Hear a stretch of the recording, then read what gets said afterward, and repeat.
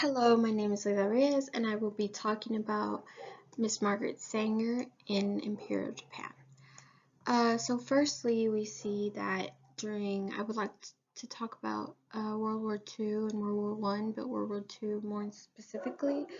Women's rights came into question during that time, and that was for the reason that women began to question their role in society, because they were allowed more freedom, and after World War II, their freedom was taken away from them in a sense, and they were not okay with that. So I would also like to point out that before the 1910s, birth control was outlawed in many countries. Birth control was mostly just abstinence, abortions, and miscarriages. Also, birth control information was usually censored. For example, in newspapers, usually they would veer away from posting anything that mentioned birth control or reproductive rights. Now, this involves Miss Margaret Sanger. For those of you who don't know, she's an American advocate for reproductive rights. She's best known for her co-founding in Planned Parenthood, and she went international with her movement. Now, Ms. Margaret Sanger visited many Asian countries, Japan included, and she visited during the Japanese Imperial period.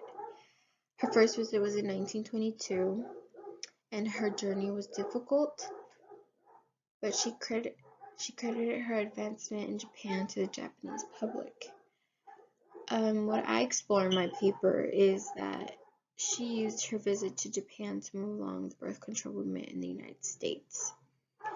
Now, two reasons I believe she visited Japan were: the first one was to set up a foundation for birth control in Japan, and the second one was to push reproductive rights in the United States. Now, I'm not saying she didn't move along birth control in Japan. She did, but her objective was not to spearhead it. She did not want to make a large impact, or that at least was not her objective, like it was in the United States. Before what she called her world tour, she was mostly known in urban parts of New York, hardly ever in the papers, was not asked to do anything to speak on her topic, was mostly just turned away from. After her visit to Japan, she started to gain popularity, and she was asked to speak about her trip and her cause, which was birth control. She received more coverage. For example, she was asked to speak at Carnegie Hall, and she spoke to a public of famous scientists and important government officials. So not only was she getting more coverage, but she was relaying her information to people that were in the public eye and that were important. Now, another example is that a lot of times during her speeches, she would intentionally speak about her world tour and how, for example, how Japan's public was more open-minded than the US's, and this was one reason why I think she went to Japan. This supports my reason, is because she used that to, in a sense, tell the US that they're still stuck in the times before. Now, all this being said, why is this important? I believe that reproductive rights, that include birth control, of course, are not a thing of the past. In fact, they're still very much talked about today. You can turn on your TV and it's not strange to hear something about Planned Parenthood.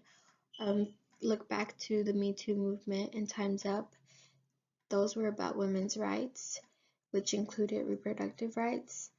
That being said, this issue is very relevant to many Americans, and it affects their everyday lives.